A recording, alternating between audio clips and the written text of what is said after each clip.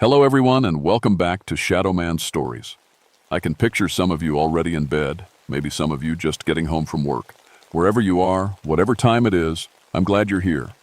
If this helps you relax or sleep, please like and subscribe. It means a lot. Now, let's get you comfortable and I'll tell you tonight's story. My name is James Holloway, but everyone calls me Echo. Been working these caves for 20 years now, and I thought I'd heard everything they could throw at me. Boy, was I wrong. It was June 1967, right in the middle of tourist season. The temperature above ground was pushing 90 degrees, but down here in Mammoth Cave it stayed a steady 54, same as always. I used to work for NASA before this job, designing sound equipment for the space program. Funny how life works out. Went from listening to the silence of space to listening to the whispers of the earth. That morning started like any other. I was checking the restricted sections, the parts of the cave system where tourists aren't allowed.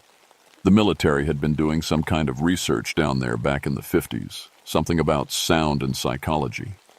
Most of the old equipment was still there, rusting away in the dark.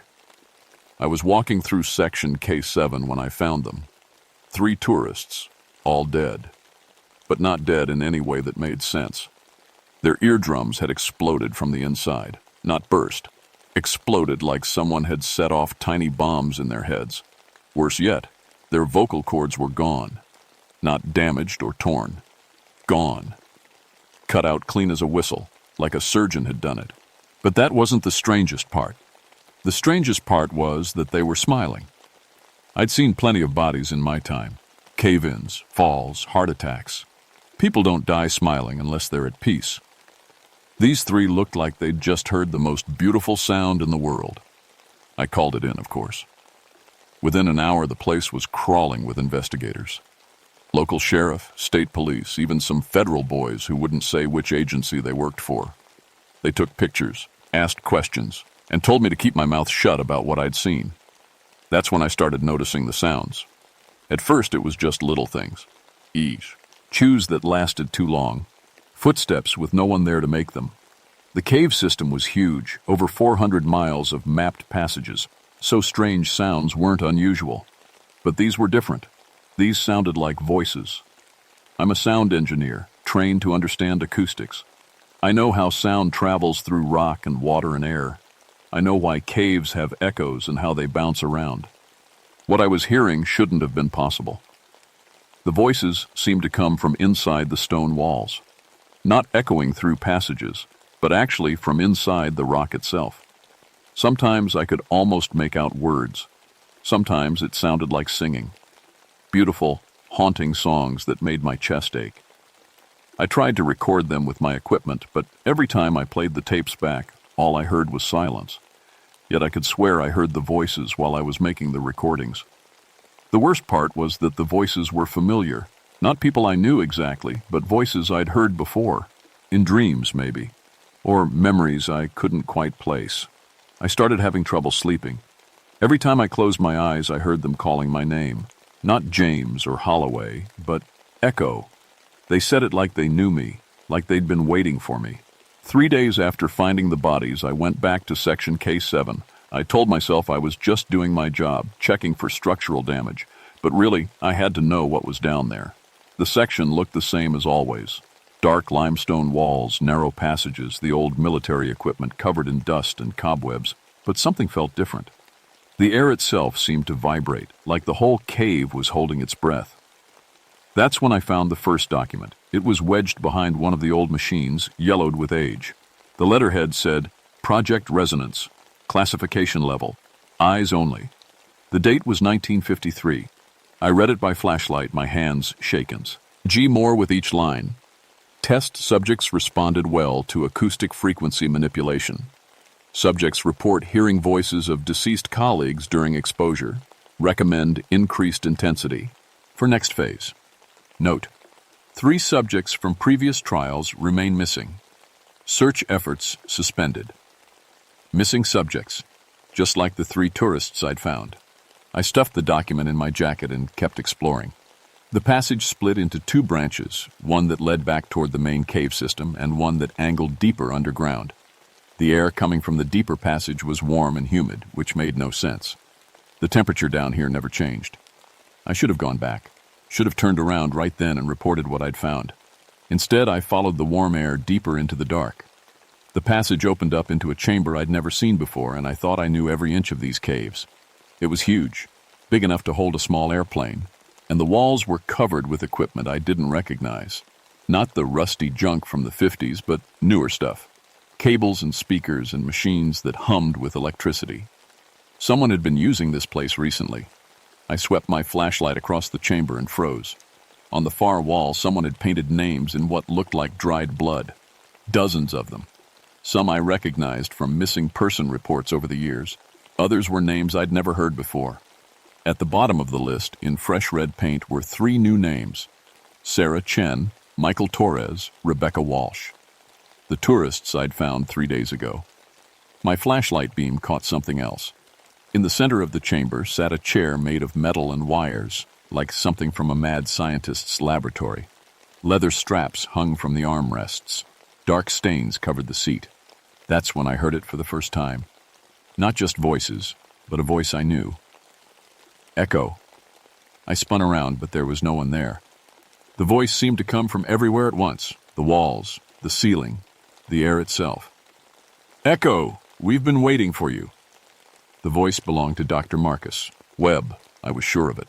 He'd been my supervisor during my first year at the cave, before he transferred to some government job. But Marcus had died in a car accident 5 years ago. I'd been to his funeral. Who's there? I called out, trying to keep my voice steady. This isn't funny. Laughter echoed through the chamber. Not just Marcus's laugh, but others I recognized. Colleagues from NASA, rangers I'd worked with, people from my past, all laughing together in perfect harmony. The sound was beautiful. It made me want to laugh too, to join in. I took a step toward the center of the chamber. That's when I saw them. At first, they looked like heat shimmer on a hot road, waves in the air that bent the light. But as I stared, faces began to form in the distortion. Human faces, smiling and singing. Join us, Echo, they said in unison. You belong with us. You always have. I stumbled backward, my heart pounding. This wasn't possible. People couldn't exist as sound waves. It violated every law of physics I knew. But there they were, floating in front of me like living music made visible. One of them drifted closer. The face became clearer, a woman with kind eyes and graying hair. Dr. Patricia Vance, one of the researchers from the old acoustic experiments. She'd disappeared in 1954. Don't be afraid, she said, her voice sweet as a lullaby. It doesn't hurt. Not anymore. We're free now, Echo. Free to be what we were always meant to be. You're dead, I whispered. You're all dead. Dead? She tilted her head, confused. We're more alive than we ever were. We can feel every vibration, every sound wave in the world. We can hear colors and taste music. We are the music. More faces appeared in the shimmering air. Dozens of them, all smiling, all beautiful, all impossible. The military thought they were testing weapons, Patricia continued. But they gave us a gift. They freed us from the prison of flesh. Now we can help others find the same freedom. I backed toward the passage entrance, but the air around me was growing thick. The sound of their voices was becoming physical, pressing against me like invisible hands. The 3 tourists, I managed to say. What did you do to them? We gave them peace, Patricia said. No more pain, no more fear. Their voices joined our song. Listen, you can hear them. The harmonies in the air shifted, and I could hear new voices mixed in with the others. Young voices, happy voices, singing words I couldn't understand, but that made my soul ache with longing. But their bodies, empty shells. We took what mattered and set the rest free. Soon there will be others. Soon everyone will understand. The pressure around me increased. My ears began to hurt. The beautiful singing was getting louder, more insistent. Join us, Echo. You were part of the experiments too, don't you remember? 1962, Section L9. You volunteered. The memory hit me like a physical blow. I had volunteered. Some kind of hearing test for NASA, they'd said. A way to help astronauts deal with the silence of space. They'd put me in a dark room and played sounds that didn't sound like sounds at all. I'd heard voices that day, voices calling my name.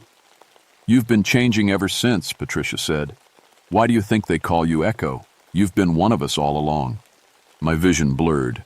The singing was so loud now it felt like my head might explode, just like the tourists, just like all the others. But I'm an engineer. I understand sound and frequency and how they work. These things, these beings made of audio waves, they were using resonance to tear people apart from the inside, using their own voices against them. I pulled out my emergency whistle and blew it as hard as I could.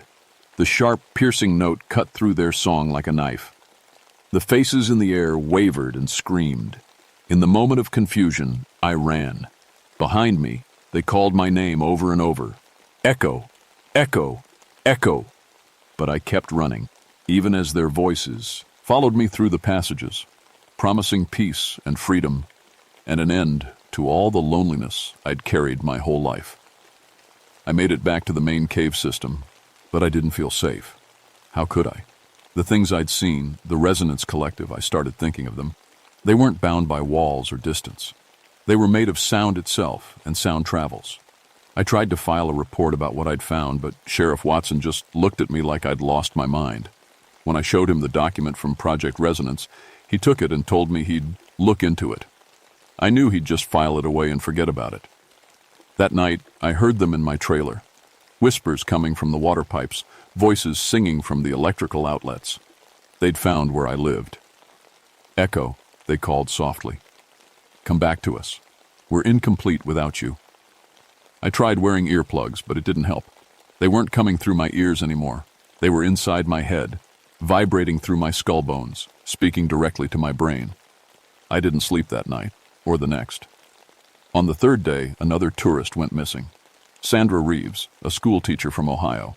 Her group said she'd wandered off during the regular tour, gone down a passage she wasn't supposed to enter.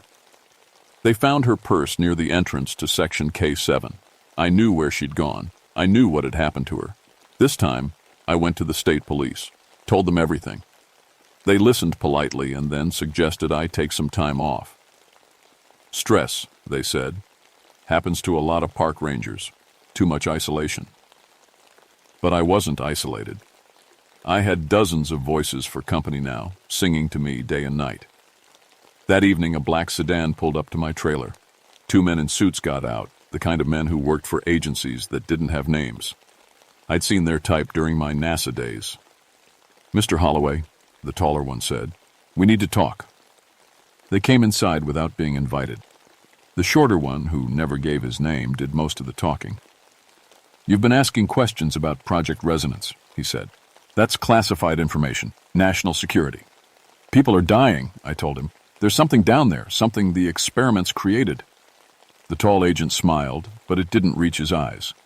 "There's nothing down there but old equipment. The project was shut down years ago, deemed unsuccessful." Unsuccessful? I laughed, but it sounded bitter even to me. "You created living sound waves, creatures made of human voices. How is that unsuccessful?" The agents looked at each other. The shorter one opened a briefcase and pulled out a thick file. "James Edward Holloway," he read. "Born 1922, enlisted 1943, Purple Heart recipient. Brilliant engineer, but diagnosed with acute stress reaction following combat exposure.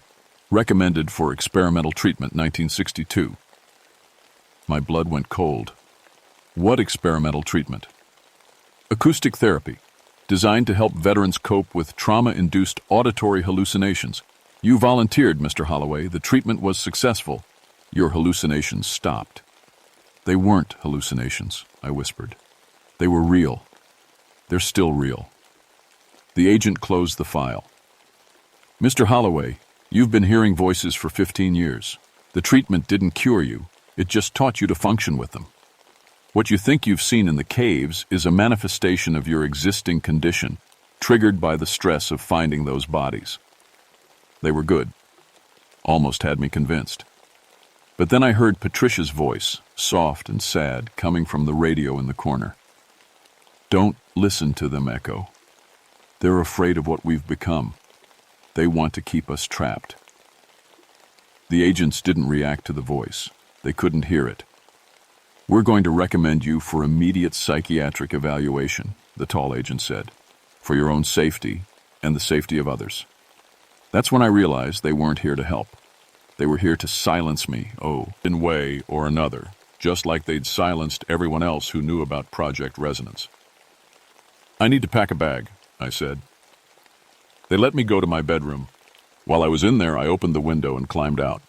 My truck was parked behind the trailer, hidden from their view. I made it to the road before they realized I was gone. I drove straight to the cave entrance. If they wanted to lock me up as crazy, I'd get proof first. Real proof that couldn't be explained away. The park was closed for the night, but I had keys to everything. I grabbed the best recording equipment we had and headed for section K7. The voices were stronger now. Dozens of them, all singing the same haunting melody. As I walked deeper into the restricted areas, I could see them, the shimmering distortions in the air, the faces made of sound waves. But something was different. They weren't just floating anymore. They were moving with purpose, organizing themselves into patterns I didn't understand. "Echo," Patricia said as I entered the main chamber. "You came back. We knew you would." The chamber had changed too. The old equipment was humming with power now, connected by new cables to speakers mounted throughout the space. The metal chair in the center was no longer empty. Sandra Reeves sat in it, smiling peacefully. Her eyes were open, but she wasn't breathing. Like the others, her vocal cords were gone, but I could hear her voice joining the collective song. "She was so afraid at first," Patricia said sadly. But then she heard us singing, and she understood. The fear left her. The pain left her. Only the music remained. "You're killing innocent people," I said, setting up my recording equipment with shaking hands. "We're freeing them," another voice corrected. This one belonged to Dr. Webb. From loneliness, from suffering, from the terrible isolation of individual consciousness. We are one, V. Ois now, Echo. One perfect song. The recordings were working. The needle on the audiometer danced wildly as I captured their voices. Finally, I'd have proof. "The military is coming," I told them. "Those agents, they'll be back with reinforcements. They'll shut this down." The collective laughed, a sound like silver bells mixed with winter wind. "Let them come," Patricia said. "We're ready for them. We've been preparing." That's when I noticed the new equipment wasn't just for recording. Some of it looked like weapons. Focused sound projectors, acoustic amplifiers, devices designed to turn sound into a weapon. "We learned so much from the experiments," Dr. Webb explained. "Not just how to exist as sound, but how to use sound as force. We can shatter bone now, Echo. We can stop hearts with a whisper. The military taught us well." The singing grew louder, more complex. The air itself began to vibrate. Dust fell from the ceiling as the cave resonated with their combined voices. "Join us willingly," Patricia pleaded.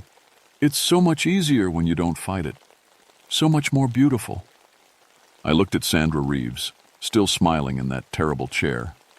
At the names painted on the walls in blood. At the impossible creatures made of human voices floating in the air around me. And I almost said yes. The song was so beautiful. The promise of ending all loneliness, all fear, all pain. It was everything I'd ever wanted since the war, since the nightmares started, since I'd learned what it meant to be truly alone. But then I thought about all the people who would die, all the families who would lose loved ones to this beautiful, terrible song. "No," I said, and turned on every piece of audio equipment I'd brought. The feedback was incredible. Speakers screamed with electronic noise that drowned out the collective song. The faces in the air twisted with pain and rage. "You can't stop us," Dr. Webb shouted over the chaos. "We are legion. We are eternal." But I damaged them. Their forms were flickering, becoming unstable. The acoustic equipment in the chamber began to smoke. and spark. That's when I heard vehicles approaching the cave entrance. Heavy trucks, lots of them. The cavalry had arrived, just as I'd warned. But whose cavalry were they? The military team that poured into the chamber wasn't there to help me. They were there to clean up a mess, and I was part of that mess. "Dr. Holloway," their commander called out, a colonel with cold eyes and graying temples. "Step away from the equipment." Dr. Holloway.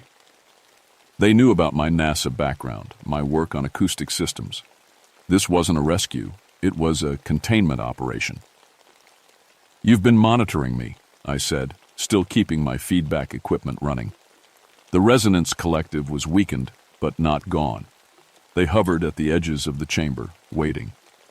"For 15 years, the colonel confirmed. "Ever since you participated in the original experiments, you were always the most promising subject." The truth hit me like ice water. I wasn't a patient, I was a test subject. "The only successful one," he said with something like pride. "The others either died or became what you see here, pure sound with no physical anchor. But you maintained human form while gaining the ability to hear them. You became our perfect liaison." The soldiers spread out around the chamber, but they weren't carrying normal weapons. These were acoustic devices, sound projectors aimed not just at the floating entities, but at me too. "The plan was to use you to communicate with the collective," the colonel continued. "To learn to control them, weaponize them. But you proved unreliable." "Because I have a conscience," I said. He shrugged. "A design flaw we can correct." Patricia's voice drifted through the electronic chaos I was creating. "Echo. They want to use us as weapons. They want to turn our song into screams." I looked at the metal chair, at Sandra Reeves still smiling her peaceful smile, the blood-painted names on the walls, at the soldiers preparing to fire acoustic weapons that would either kill me or turn me into something like the collective. And I realized something important. I'd been fighting the wrong battle. "Colonel," I said, turning off my feedback equipment. The sudden silence was deafening. "I'd like to make a deal." His eyes narrowed. "You're in no position to negotiate." "Actually, I am." I pulled out my emergency whistle again, but this time I didn't blow it. "See, I know something you don't. The collective isn't just made of the original test subjects. It's been growing, adding voices from every person who died in these caves over the past 15 years. Every missing hiker, every accident victim, every tourist who wandered off the marked paths." The floating entities began to laugh. Not the beautiful harmony from before, but something darker, hungrier. "There are hundreds of them now," I continued. "And they're not trapped down here anymore. They can travel anywhere sound can go, through phone lines, radio waves, the air itself." The colonel's confident expression was starting to crack. "What do you want?" "I want you to listen," I said, and put the whistle to my lips. But I didn't blow it. Instead, I whistled a specific tune, a simple melody I'd learned during my NASA days, a frequency that matched the resonance of limestone. The cave walls began to vibrate. "What are you doing?" the colonel shouted. "I'm an acoustic engineer," I said. "I know how sound waves interact with rock formations. I know the exact frequency needed to make limestone resonate, and I know what happens when you push that resonance too far." The Resonance Collective understood what I was planning. Their laughter changed to something that might have been respect. "The whole cave system is going to collapse," Patricia said, her voice filled with terrible joy. "We'll all be buried together, forever." The soldiers raised their weapons, but it was too late. I whistled louder, hitting the precise frequency that turned solid limestone into a tuning fork, and cracks appeared in the ceiling. Dust and pebbles began to fall. "Stop!" the colonel ordered. "You'll kill us all." "That's the idea," I said, but the collective had other plans. "No, Echo," Patricia said sadly. "You don't understand. We don't need these bodies anymore.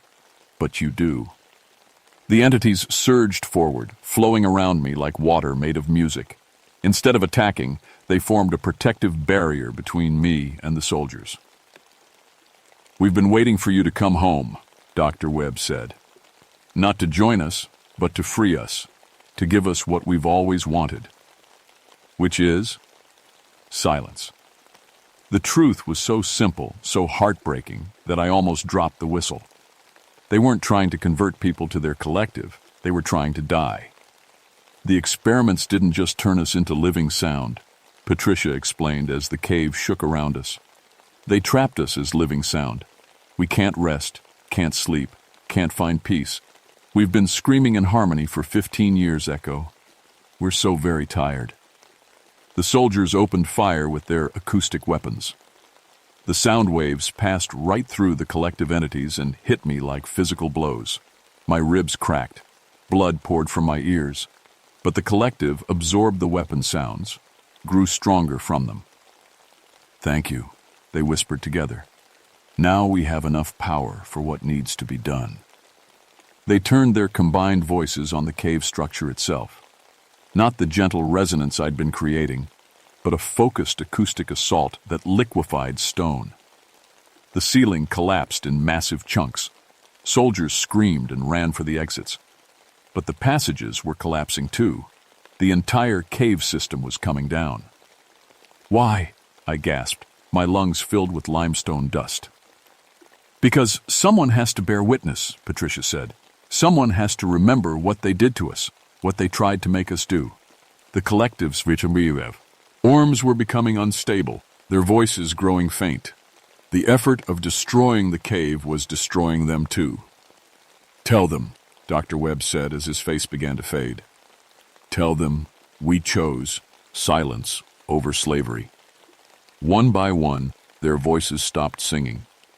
The beautiful, terrible harmony that had haunted me for days grew quieter and quieter, until only Patricia remained. Thank you, Echo, she whispered, for giving us what the experiments never could. What's that? The right to die.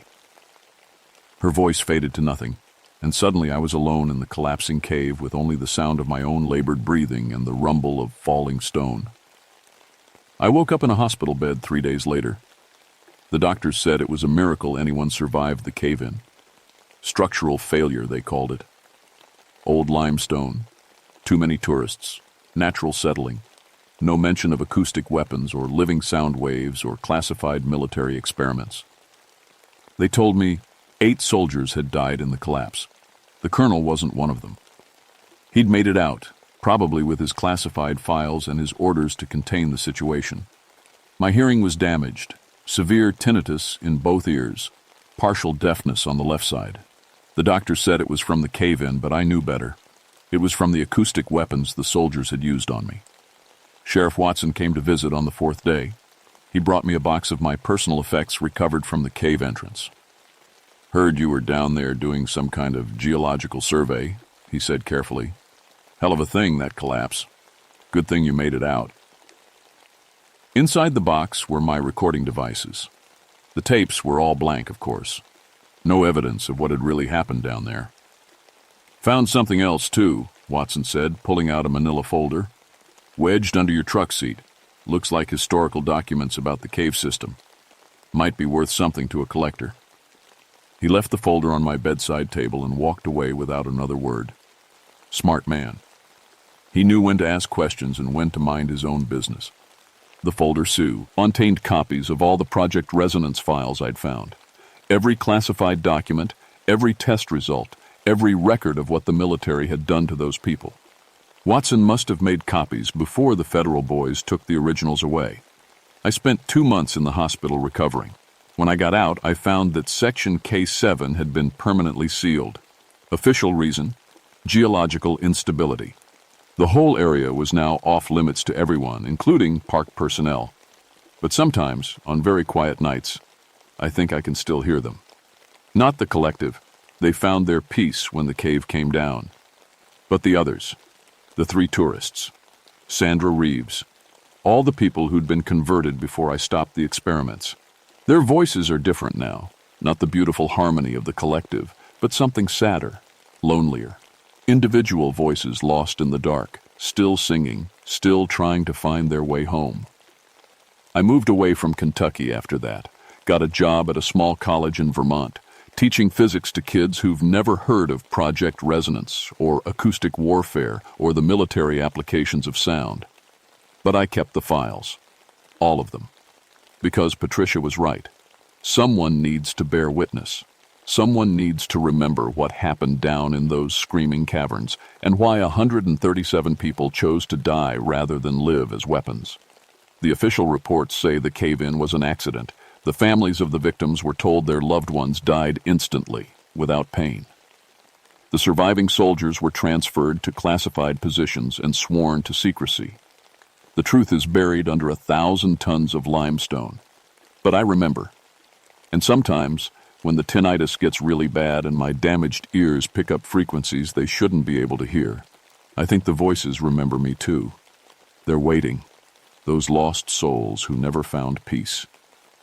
Waiting for someone to come and finish what the collective started, to give them what the experiments never could. Silence. My name is James Holloway, and I'm the only living person who knows what really happened in Mammoth Cave in 1967. The military thinks they contained the situation. They think their secrets are safe. They're wrong, because sound travels, and voices carry, and some songs are too beautiful, and too terrible, to ever truly end. Late at night, when the world is quiet, I can still hear them singing, and they're getting louder.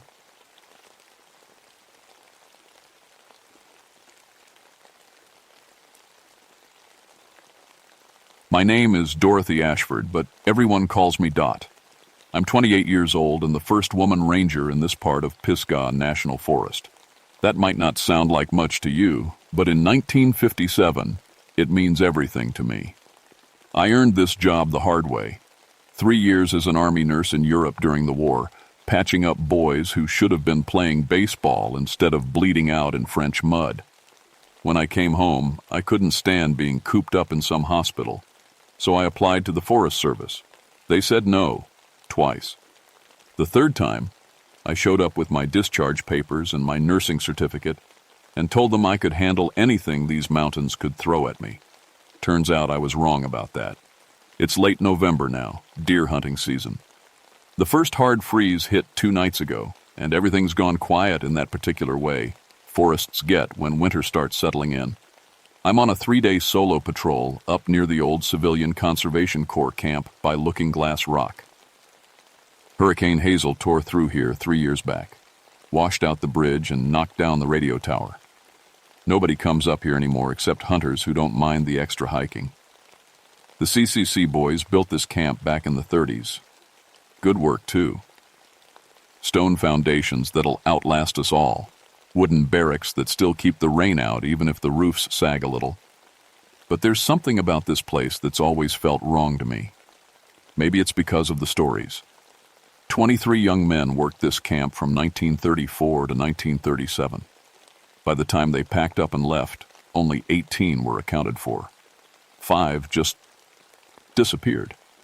The official records say they probably wandered off into the wilderness and got lost. But old-timers in town tell different stories.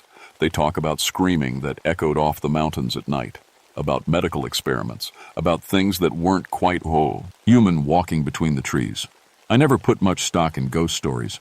Sasquatch sightings were just bears seen through PTSD flashbacks as far as I was concerned. I'd seen enough real horror in the war to know that human beings could create plenty of evil all by themselves. The first thing I noticed was the silence. I've been in these woods hundreds of times, and there's always something making noise. Squirrels chattering, birds calling, insects buzzing. But as I hiked up the old trail toward the camp, everything went quiet. Not the peaceful quiet you get at dawn or dusk. This was the kind of quiet that makes your skin crawl, like nature itself was holding its breath.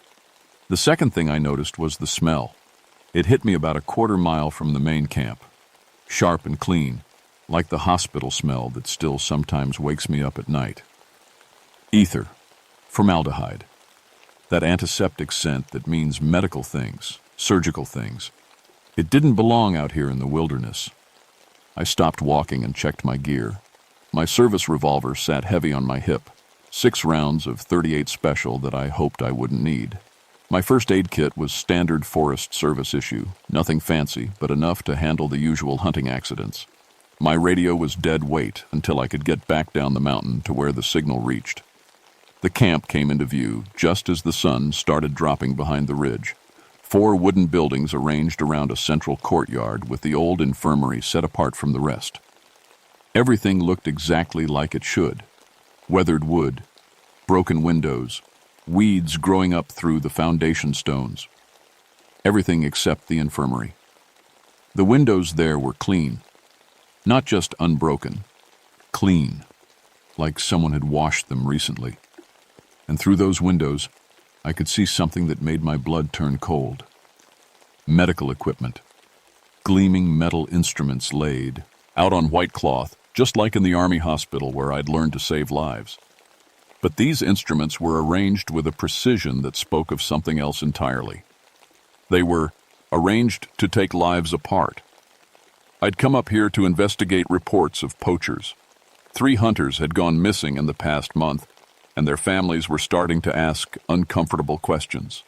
The kind of questions that might cost me my job if I didn't find some answers. Looking at those clean windows and those carefully arranged instruments, I realized I might be about to find more answers than I wanted. I should have turned around right then, should have hiked back down the mountain and radioed for backup, bridge or no bridge. But I'd spent 3 years proving I belonged in this job, and I wasn't about to run from some probably harmless squatter who'd set up shop in an abandoned building.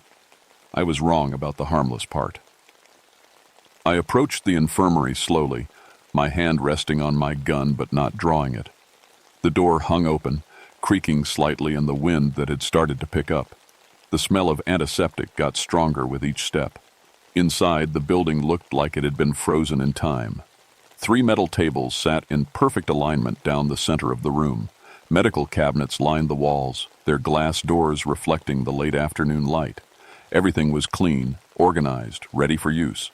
On the first table lay what was left of Buck Morrison. I'd known Buck since I was 12 years old. He was a local hunting guide, tough as shoe leather and twice as smart. He could track a wounded deer through a thunderstorm and find his way home by the stars.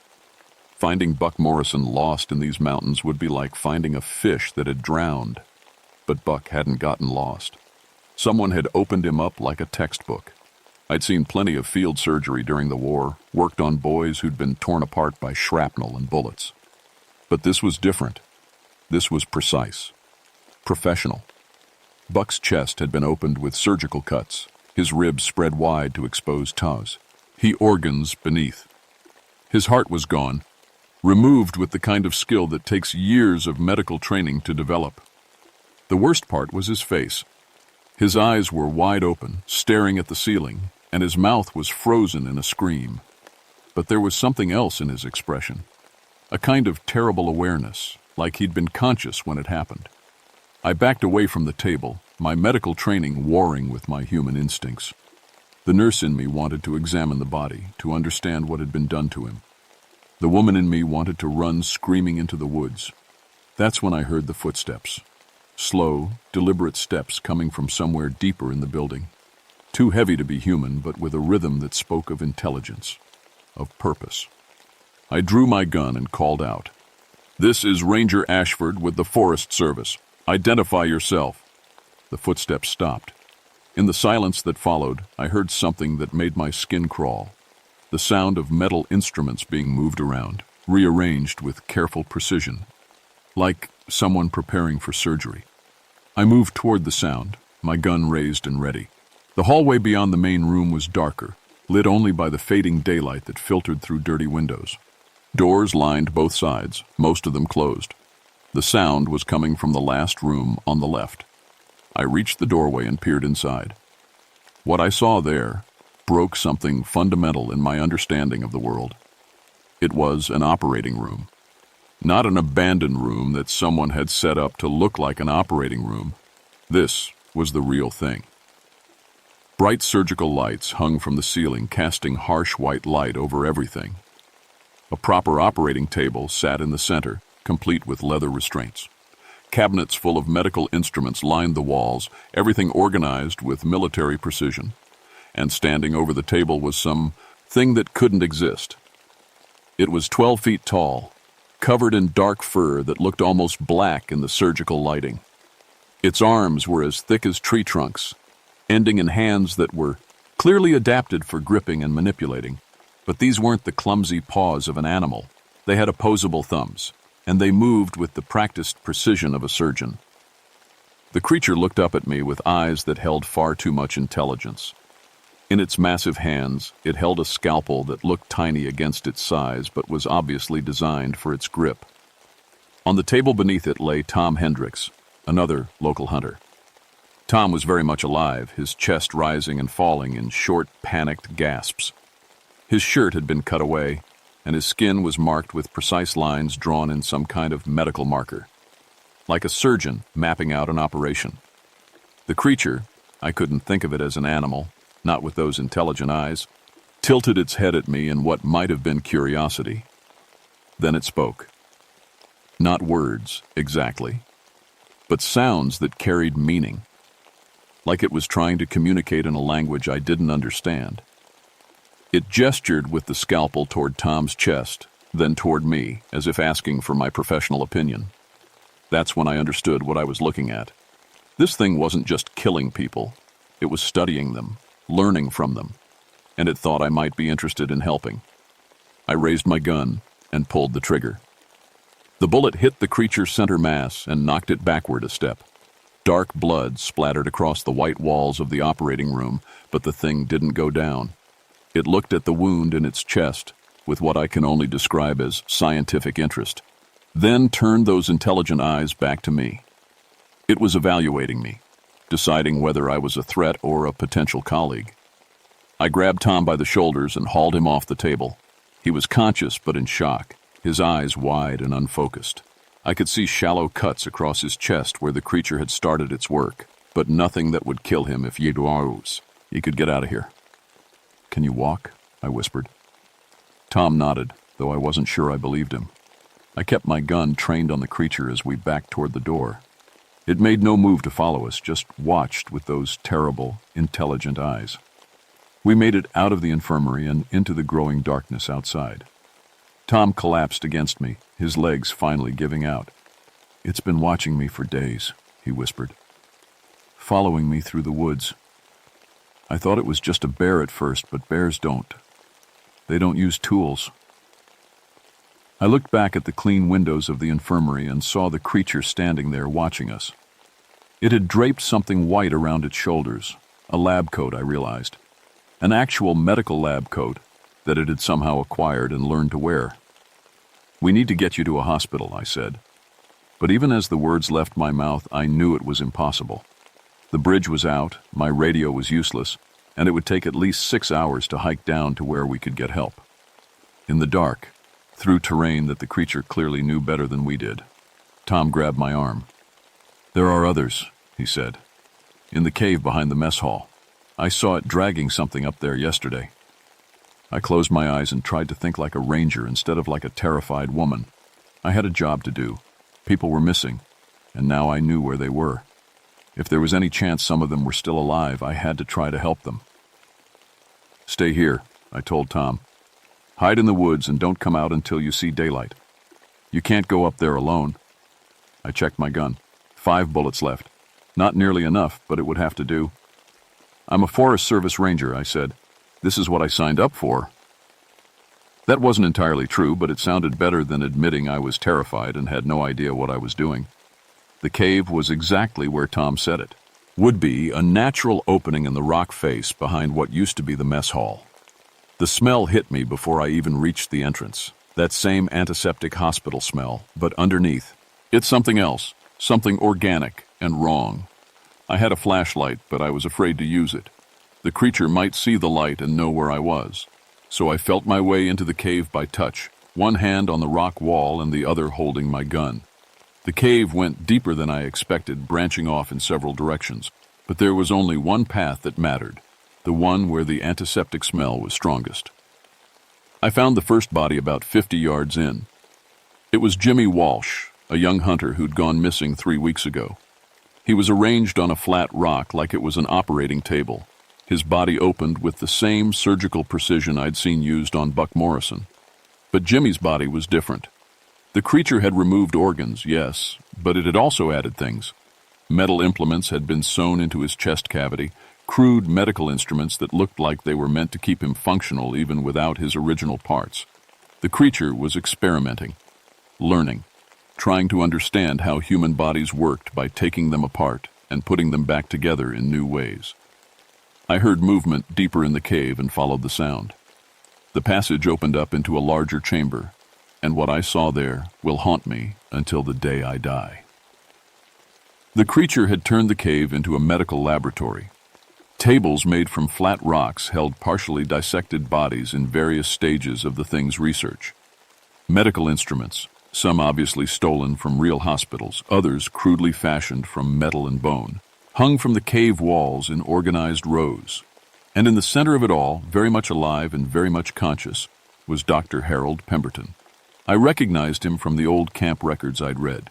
He'd been the CCC camp's medical officer back in the 30s, a young doctor fresh out of medical school who'd volunteered for the program. According to the files, he'd appeared during the camp's final year, presumed dead. But Dr. Pemberton wasn't dead. He was something else now. The creature had been working on him for 20 years, taking him apart and putting him back together, learning human anatomy through direct experimentation.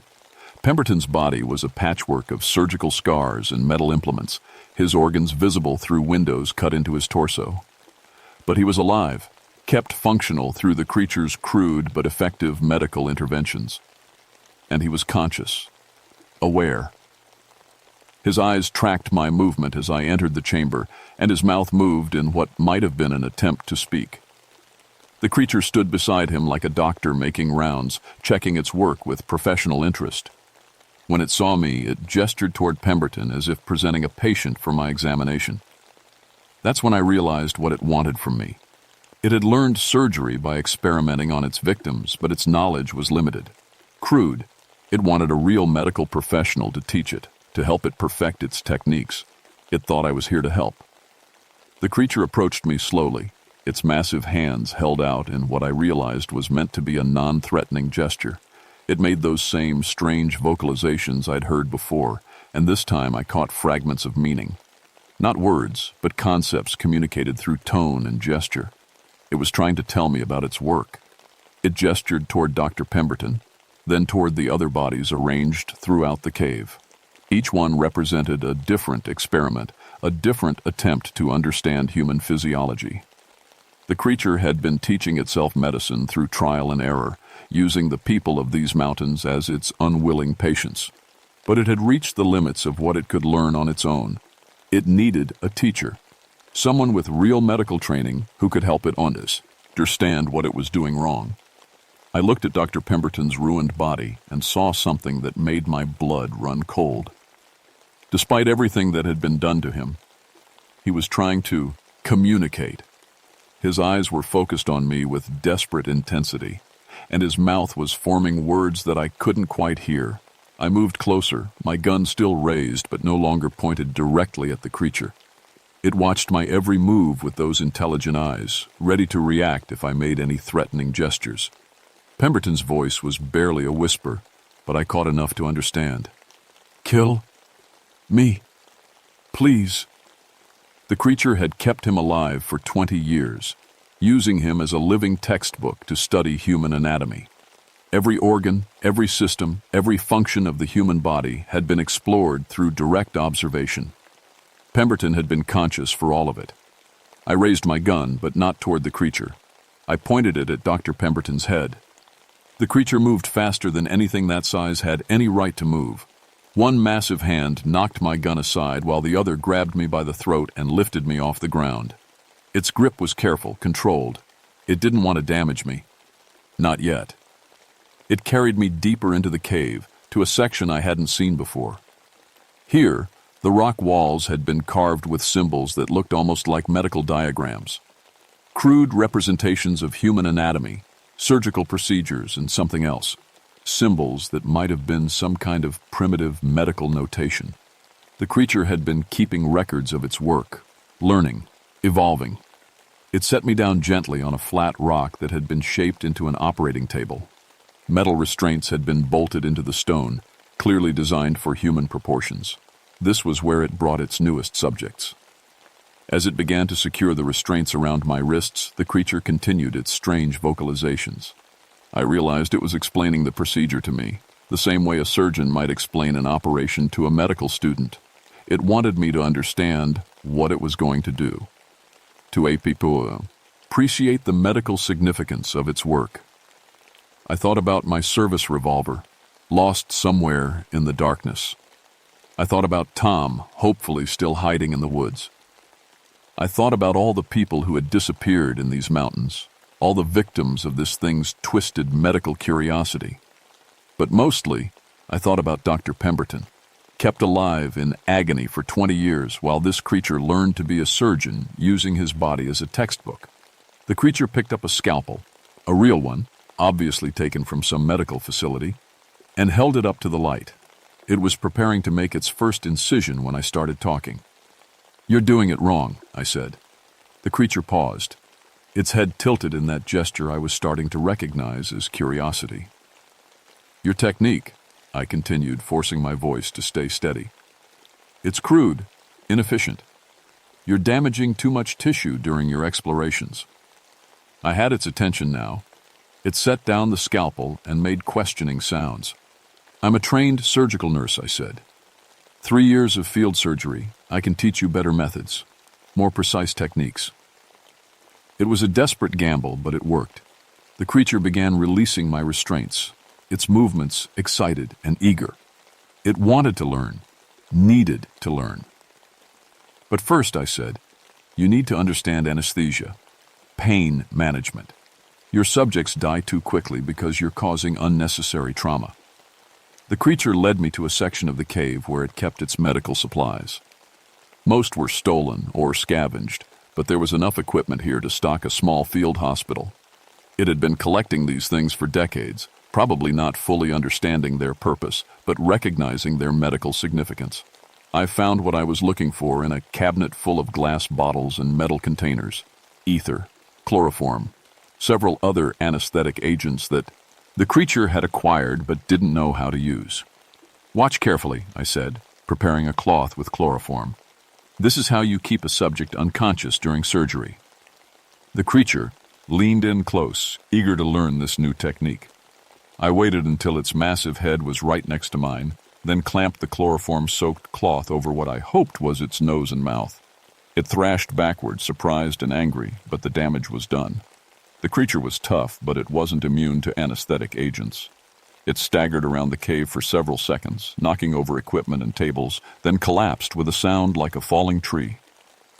I didn't wait to see if it was really unconscious. I grabbed my gun from where it had fallen and put all 5 remaining bullets into the creature's head. Even then, I wasn't sure it was dead until I saw the light fade from those intelligent eyes. I found Tom where I'd left him, barely conscious, but alive. Getting him down the mountain took most of the night, but we made it to the ranger station as the sun was coming up. The rescue team that went back for the cave found 5 more bodies, all arranged like specimens in some grotesque medical collection. Dr. Pemberton was still alive when they found him, though I'm not sure that's the right word for what he'd become. They kept him sedated while they tried to figure out what to do with him. He died 3 days later, and I still don't know if that was from his injuries or if someone finally decided to show him mercy. The official report listed the deaths as bear attacks. Unusual bear attacks, granted, but nobody wanted to believe the truth. I didn't blame them. Sometimes believing in monsters is worse than pretending they don't exist. I transferred out of Pisgah National Forest 6 months later. Told everyone I wanted a change of scenery, a chance to work somewhere with fewer trees and more people. The truth was, I couldn't stand the silence anymore. That terrible quiet that meant something was watching from the woods. I still wake up some nights with the smell of ether in my nostrils and the sound of metal instruments being arranged in the darkness. I tell myself the creature is dead, that I put enough bullets in its head to kill anything. But sometimes I wonder if intelligence like that can really die, or if it just finds new ways to manifest itself. The CCC camp is officially closed now, the buildings torn down and the area declared unsafe for public access. But hunters still go missing in those mountains sometimes, and when they do, the search teams always find the same thing: bodies arranged with surgical precision, organs removed with impossible skill. Maybe I only killed one creature that night in the cave. Maybe there were others. Or maybe some kinds of evil are too smart to stay dead. I don't go into the woods anymore. I work in town now at a small clinic where the biggest emergency is usually a broken bone or a bad case of flu. It's quiet work, peaceful work, and I tell myself I'm satisfied with it. But sometimes, late at night when I'm closing up the clinic, I catch myself arranging the medical instruments with unusual precision, making sure each scalpel is exactly parallel to the others, each forceps positioned at the perfect angle. And sometimes I wonder if the creature taught me more than I taught it, during those few minutes we spent together in its cave laboratory. My name is Dorothy Ashford, and I'm the woman who killed the bone harvester of Pisgah National Forest. At least, I hope I did. Some nights, I'm not so sure.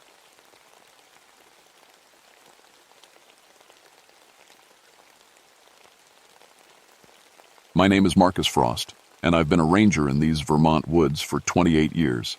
I've seen people do terrible things when they're scared and hungry. I've pulled bodies out of snowdrifts and talked folks down from panic attacks when they got lost for 3 days. But what happened in February of 1978, that was different. That wasn't people being people. That was something else entirely. I used to tell visitors that the old Wendigo stories were just made-up tales. French-Canadian loggers back in the 1800s would get snowed in for months, run out of food, and sometimes they'd do what they had to do to survive. When rescue teams found the camps in spring, they'd blame it on some monster instead of admitting what really happened. Made it easier to sleep at night, I guess. I don't tell those stories anymore. The call came in on February 12th. A research team from the university had been studying winter wildlife patterns up near the Canadian border. 5 scientists, all experienced outdoors people, with enough supplies to last 2 months. Their last radio check was 3 days ago. Now we had the worst blizzard in 50 years bearing down, and nobody could reach them. "You can't go out in this, Marcus," said Jim Bradley, my supervisor. He was standing by the weather radio, shaking his head. "Temperatures dropping to 40 below. Winds are hitting 60 miles per hour."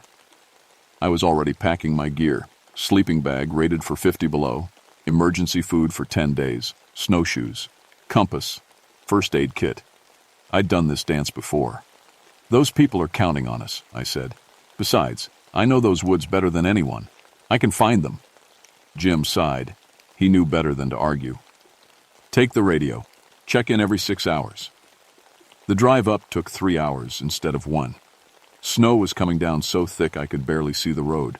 My truck's heater was working overtime, but I could still feel the cold trying to get in around the edges. When I finally reached the trailhead, the wind was howling like something alive and angry. I'd been in bad weather before, but this felt wrong somehow. The snow wasn't falling straight down like it should. It was swirling in patterns that didn't make sense, like it was being stirred by invisible hands. And quiet. Too quiet between the wind gusts. No bird sounds, no small animals scurrying around. Just that awful, empty silence. The trail to the research camp was 5 miles through thick forest. Should have taken me 3 hours in good weather. In this storm, I figured 6 hours, maybe 7. I strapped on the snowshoes and started walking. 2 hours in, I found the first strange thing. A deer, frozen solid, standing upright in the snow. But here's what made my skin crawl. The deer looked like it had been starving. Its ribs were showing, eyes sunken in. But there was plenty of food around. Pine needles, bark, winter berries. This deer should have been fat and healthy. I kept walking, but that image stuck with me. A starving deer in the middle of winter abundance. By hour 4, the wind had died down, but the cold was getting worse. My breath was freezing on my beard, and my fingers were getting numb even inside my heavy gloves. The forest felt like it was holding its breath, waiting for something. That's when I smelled smoke. The research camp was set up in a clearing about 100 yards off the main trail. 3 heavy-duty winter tents arranged in a triangle, with a fire pit in the center. Smart setup, easy to defend, good sight lines, close to fresh water from a small stream. But something was very wrong. There was no smoke coming from the fire pit, even though I'd been smelling it for the last half-mile. The tents were covered in snow, but not as much as they should be after 3 days of blizzard. And it was quiet. Too quiet for a camp with 5 people in it. "Hello," I called out. "Forest Service. Anyone here?" No answer.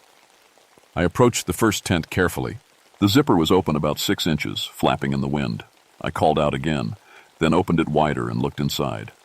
Dr. Sarah Chen was sitting cross-legged in her sleeping bag, staring at nothing. Her lips were blue, her skin was gray, and she wasn't breathing. But here's the thing that made me step back and check twice. She was surrounded by food. Canned beans, energy bars, dried meat, hot soup in a thermos that was still warm. Enough food for a week, all within arm's reach, but she looked like she'd starved to death. I checked the other tents. Same story. Dr. Williams, Professor Martinez, both of the graduate students, all dead, all surrounded by food, all looking like they hadn't eaten in weeks. But their supplies were barely touched. They had enough food for 2 months, and they'd only been here for a week and a half.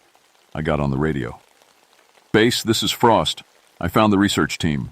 Static crackled back at me. "Marcus? Thank God. How many survivors?" "None, Jim. They're all dead. But something's not right here. It looks like they starved, but they've got food everywhere. That doesn't make sense. Equipment failure? Maybe they couldn't cook anything?" I looked around the camp again. Their camp stoves were working fine, fresh batteries in their flashlights. Water bottles weren't even frozen. No, everything's working. They just didn't eat. That's when I heard it. A sound that made the hair on my neck stand up. Someone was chewing. Slow, wet chewing sounds coming from the forest behind me. I turned around, but there was nothing there, just trees and snow and shadows. But the sound continued. Chewing, swallowing, then more chewing. Like someone eating something tough and stringy. "Marcus? You still there?" I keyed the radio. "Yeah, I'm here. Listen, I'm going to pack up what evidence I can and head back. Something's not right about this place." "Copy that. Weather's getting worse. You need to move fast." I was already moving. I took photos of each tent, collected their logbooks and radio equipment, and stuffed everything into my pack.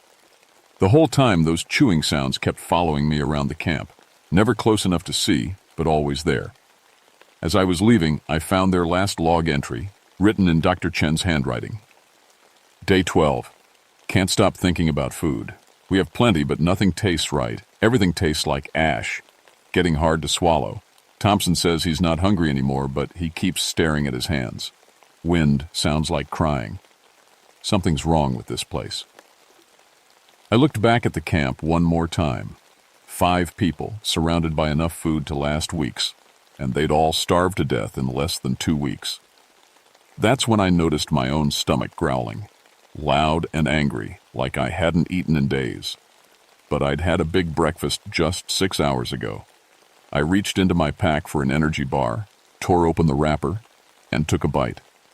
It tasted like nothing, like chewing on cardboard. I spit it out and tried another one. Same thing. Everything tasted like ash and emptiness. The chewing sounds were getting closer. I started back down the trail as fast as I could move on snowshoes. The temperature was dropping fast. My thermometer read 52 below, which should have been impossible. My water bottles were turning to slush, and my breath was freezing before it left my mouth. But the worst part was the hunger. It hit me about a mile from camp, like someone had reached into my belly and twisted everything around. I'd eaten that morning, had lunch in the truck, even snacked on trail mix during the hike up. But now I felt empty, hollow, like I hadn't eaten in a week. I stopped and forced myself to eat another energy bar. It went down like sawdust, and 5 minutes later, the hunger was even worse. That's when I heard footsteps behind me. I turned around expecting to see another hiker or maybe a Park Service truck that had made it up the trail, but there was nothing. There, just my own tracks in the snow, and beyond them, something that made my blood freeze. Other footsteps, much bigger than mine, following the exact same path. But they weren't boot prints. They were bare feet, long and narrow, with what looked like claws at the end. The strangest part was that the prints looked old and new at the same time, like they'd been there for years, but were also being made right now. I picked up my pace. The hunger was getting worse, gnawing at my insides like a living thing. I tried eating more food, but everything tasted wrong. The meat tasted rotten, the energy bars tasted like plastic, even my water tasted sour and thick. 2 miles down the trail, I found the bones. They were scattered around a big pine tree, picked clean and white. At first I thought it was a deer, but then I saw the skull. Human skull, with teeth marks on it. Big teeth marks, like something had been chewing on the bone itself.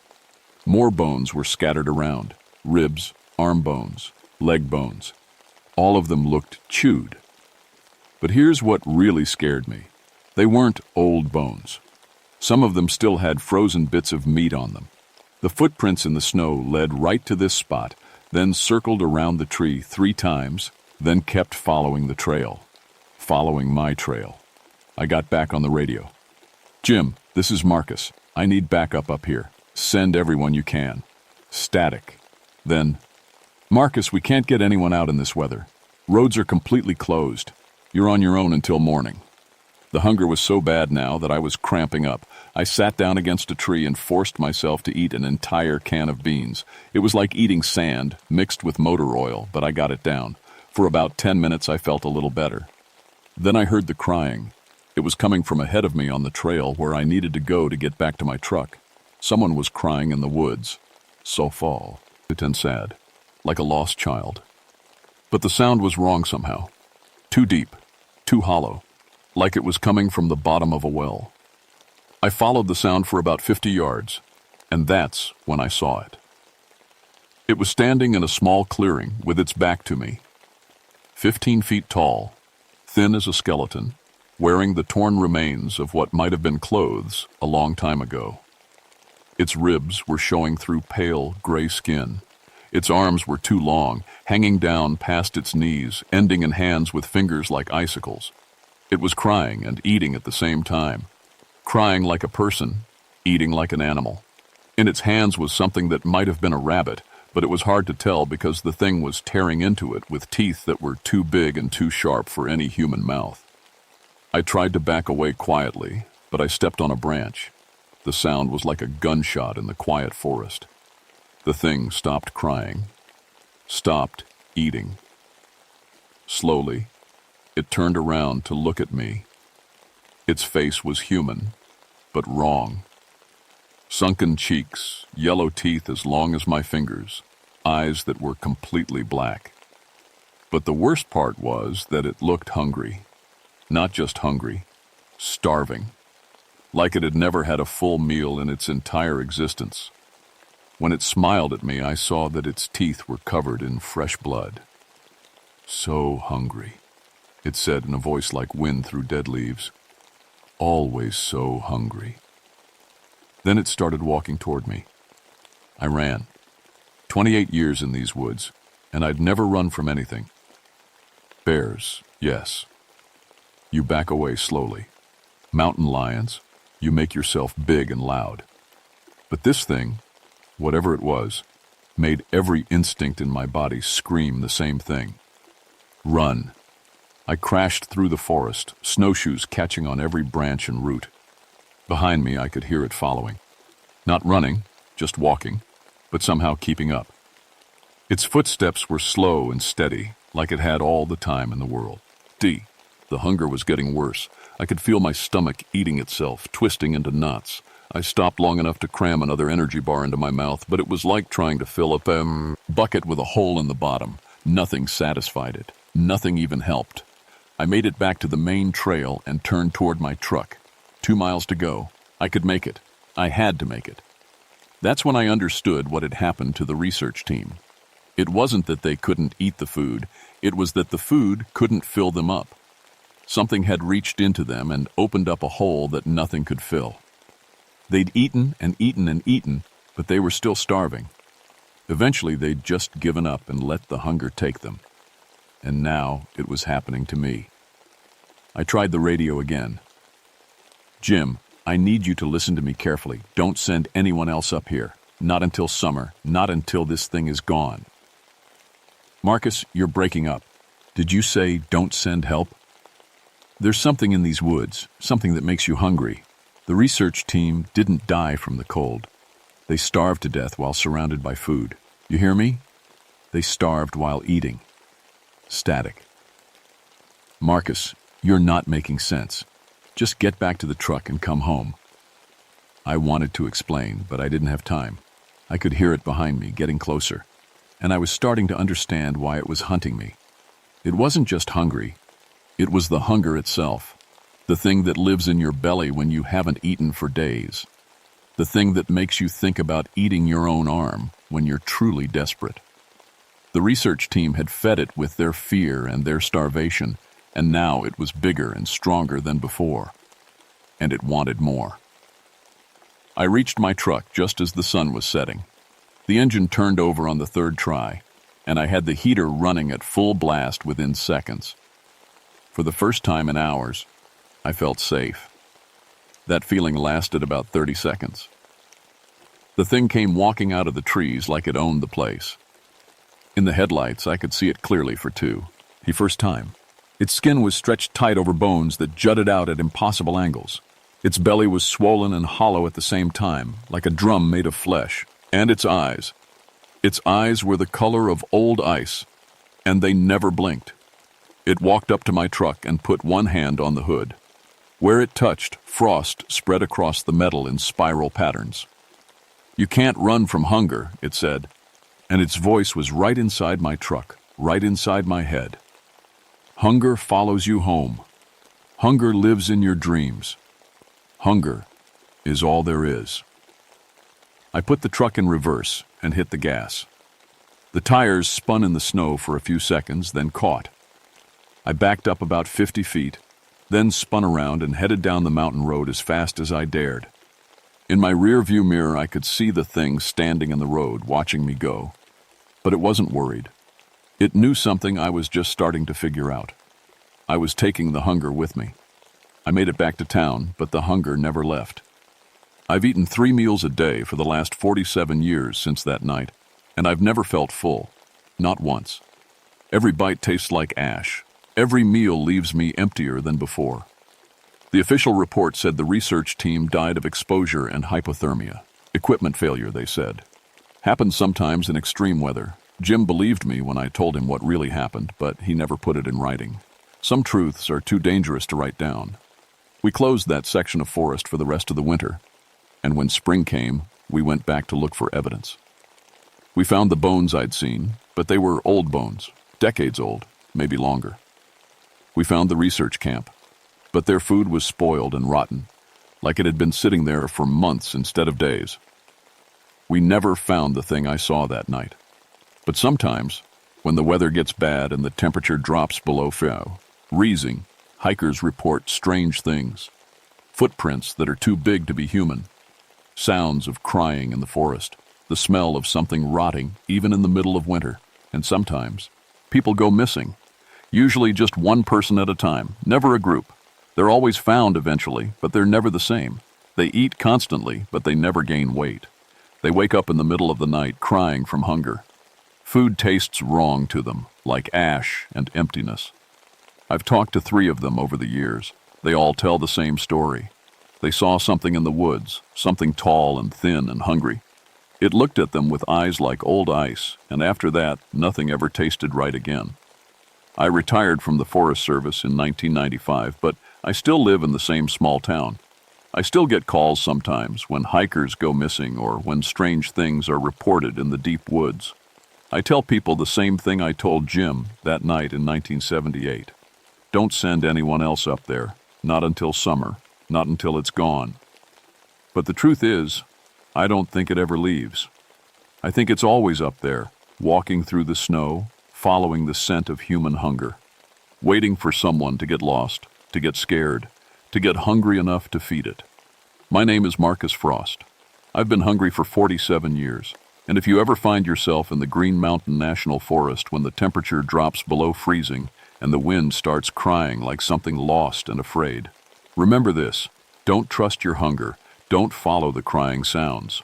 And whatever you do, don't look back when you hear footsteps in the snow. Some things should never be fed.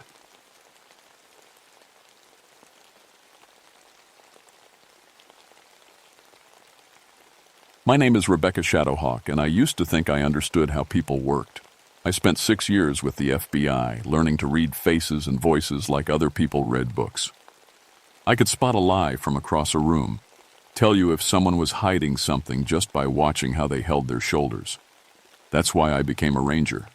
I thought tracking animals would be easier than tracking humans. I was wrong. The George Washington National Forest stretched out around me like a green ocean, all rolling hills and deep valleys that seemed to go on forever. September was my favorite time here. The air was crisp, the leaves just starting to turn, and hunting season hadn't started yet, so the woods were quiet, peaceful. I'd been stationed in the Shenandoah Valley section for 3 years now, and I knew every trail, every old homestead, every place where Civil War soldiers had once walked. The locals told stories about those times, how some men got so lost in the war that they never really came back, even after it ended. How they wandered the woods, not quite human anymore. I figured those were just stories. My radio crackled to life as I finished checking the trail markers near Devil's Backbone Ridge. Shadowhawk, this is base. Come in. This is Shadowhawk. Go ahead, Jenny. Rebecca, I need you to head over to Millstone Creek. We got a report of someone matching your description causing trouble with some hikers yesterday. I stopped walking. What do you mean, someone matching my description? Tall woman, dark hair, ranger uniform. Hikers said she was acting strange, asking weird questions about their families. Said she smelled like wet dog. A cold feeling settled in my stomach. Jenny, I was doing equipment checks on the North Ridge yesterday, nowhere near Millstone Creek. Long pause. That's what I have in your log too. But we got 3 different hikers who swear they talked to you. I looked down at my hands holding the radio. They were steady, but something inside me was shaking. In my FBI days, I'd learned that when multiple witnesses told the same impossible story, one of 2 things was happening. Either they were all lying together, or something very wrong was going on. I'll head over there now, I said. Check it out. Copy that. And Rebecca, be careful. Something about this doesn't feel right. The radio went quiet, leaving me alone with the sound of wind in the trees. Somewhere in the distance I could hear what sounded like a dog howling, except it was too deep, too long, almost like it was trying to sound human. I checked my map and started walking toward Millstone Creek, my boots crunching on the dry leaves. The woods felt different somehow, not threatening exactly, but like they were watching me. Like they knew something I didn't. I'd always been good at reading people because I understood that everyone had patterns, ways they moved and talked that were as unique as fingerprints. But as I walked deeper into the forest, I couldn't shake the feeling that something was studying my patterns too, learning how I worked, learning how to be me. The trail to Millstone Creek wound down through a grove of old oaks that blocked out most of the sky. I'd walked this path 100 times before, but today everything felt off. The birds were too quiet. The squirrels weren't chattering. Even the insects seemed to be holding their breath. I found the first hiker about a mile down the trail. His name was Tom Bradley, and he was sitting on a fallen log with his backpack beside him, staring at nothing. When he heard my footsteps, he looked up with eyes that had seen something that broke part of his brain. "You," he whispered. "You came back." I held up my hands, trying to look non-threatening. "Sir, I'm Ranger Shadowhawk. I understand you had some trouble yesterday." He laughed, but it sounded more like crying. "Trouble? Lady, you scared the hell out of me and my family. My wife's still having nightmares." "Can you tell me what happened?" Tom stood up slowly, never taking his eyes off me. "You came up to our campsite around sunset, started asking questions about our kids, what their names were, where they went to school, what they looked like when they slept." My wife told you to leave us alone, and you just smiled. Except it wasn't a real smile. It was like someone had drawn it on your face. My mouth went dry. What else? You knew things, he said, his voice getting smaller. You knew my daughter's middle name. You knew about the scar on my wife's leg from when she was 7. You knew what I did for work, what kind of car I drove, stuff nobody could just guess. I pulled out my notebook, trying to stay professional even though my hands were shaking. Did this person say anything else? She said she was learning to be you, that she was almost ready. Tom picked up his backpack. Then she walked into the woods and we heard howling. But it sounded wrong. Like a person trying to howl like a dog, but not quite getting it right. After Tom left, I stood alone by the creek, listening to the water bubble over the rocks. Everything he'd described was impossible, but I'd interviewed enough witnesses to know when someone was telling the truth, and Tom Bradley was telling the truth. My radio crackled again. Shadowhawk, come in. This is Shadowhawk. Rebecca, this is Jenny. Where are you right now? Millstone Creek, like you asked. That's funny, Jenny said, and her voice sounded strange. Because I'm looking at you right now. You're standing right here in my office. The world seemed to tilt sideways. Jenny, that's impossible. I'm in the field. Then who's this woman in front of me wearing your face? I could hear something in the background, a voice that sounded exactly like mine saying, "Tell her I'm learning fast." The radio went dead. I ran. I didn't NK about it, didn't make a plan, just ran through the woods toward the ranger station like something was chasing me. Branches grabbed at my clothes and roots tried to trip me, but I kept going. Behind me I could hear footsteps matching mine step for step, except they were too heavy, too fast. When I finally stopped to catch my breath, I realized the footsteps had stopped too. I turned around slowly. There was no one there. But on the ground behind me, clear as day, were my own boot prints. Size 8 hiking boots with a distinctive nick in the left sole where I'd kicked a rock last month. Except they were going the wrong direction. They showed someone in my exact boots walking toward me through the forest, not away from me like they should have if I'd made them running. Someone wearing my boots had been following me. Someone who walked exactly like me, stepped exactly where I stepped, but was somehow behind me the whole time. I looked at my feet. I was definitely wearing my boots. So who had been wearing the others? I made it back to the station just as the sun was setting, painting the sky the color of old blood. The parking lot was empty except for Jenny's truck and a ranger vehicle I didn't recognize. My heart was still pounding from the run, but something else was wrong too. The air smelled different here, like wet fur and something rotting. The front door was unlocked, which never happened. Jenny was paranoid about security, always locking up even when she was just stepping out for a minute. I pulled out my flashlight and pushed the door open. Jenny? No answer. The main office was dark, but I could see light coming from under the door to the equipment room. I walked over and pressed my ear against the wood. I could hear voices. Jenny talking to someone. Except the other voice sounded exactly like me. She's getting suspicious, my voice was saying. We might need to move faster than planned. How much longer do you need? Jenny asked. Not long. I know how she thinks now, how she moves. I've been watching her for weeks. The only thing I haven't figured out is how she smells. What do you mean? Humans have a scent that goes deeper than soap or shampoo. It's mixed up with their emotions, their memories. I can copy everything else, but that smell, that's harder. I backed away from the door, my hands shaking. This wasn't possible. It couldn't be possible. But I'd heard my own voice talking about me like I was some kind of animal to be studied. I turned to leave and walked straight into myself.